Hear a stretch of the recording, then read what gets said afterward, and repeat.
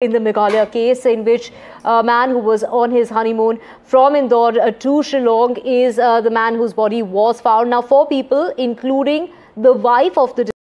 দেখলেন তো ভিডিওটা? একটা সেন্সিটিভ ইস্যু নিয়ে আজকে কিছু কথা বলতে এসেছি। এই মেঘালয়ের ইনসিডেন্টটা সবার জানা, সারা ভারতবর্ষকে তোলপাড় করে দিয়েছে। একটা মেয়ে এরকম কাজ করতে পারে? সোনাম রঘুবংশী তার হাজব্যান্ডকে মার্ডার করিয়েছে।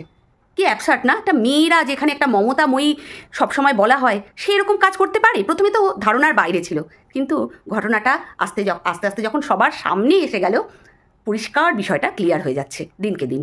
আরও যত দিন যাবে বিষয়টা কিন্তু পরিষ্কার হয়ে যাবে। আমার বক্তব্যটা অন্য জায়গায়। বক্তব্যটা এই জায়গায় যে এই যে এদের রিলেশনটা তৈরি হয়েছিল, মানে দুটো বাড়ির পরিবারের পক্ষ থেকে বিয়েটা দেয়া হয়েছিল, বিয়েটাতে মেয়েটাকে সামগ্রিকভাবে তার সম্পূর্ণ মতামত ছাড়াই বিয়েটা দেওয়া হয়েছিল। আর একটা ব্যাপার, ছেলেটার বাড়ি থেকে মেয়েটার যখন তথ্য যাচাই করা হয়েছিল, মেয়েটার সম্বন্ধে কিন্তু তেমন কোনো ব্যাড রিপোর্ট পাওয়া যায়নি। আরে প্রতিবেশীরা জানবেই কি করে কার ভেতরে কি আছে?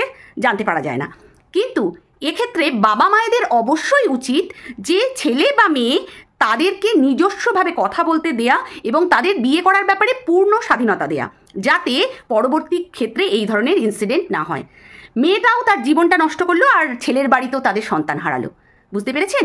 তাহলে পাত্রপাত্রী মানে ছেলে মেয়েদের বিয়ে দেওয়ার আগে দুবার কিন্তু ভাবতে হবে, কারণ সেই মেয়েটি বা ছেলেটি আদেও আপনার মনোমতো পাত্রপাত্রীকে বিয়ে করতে ইচ্ছুক কিনা।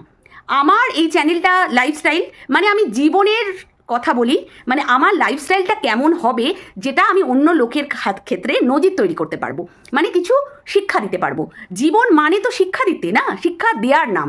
তাই আমি অ্যাজ এ টিচার এই কথাটা আপনাদের সবাইকে বলছি, একটু ভেবে দেখবেন। এটা কিন্তু ভাবতে হবে, ভাবার সময় এসেছে।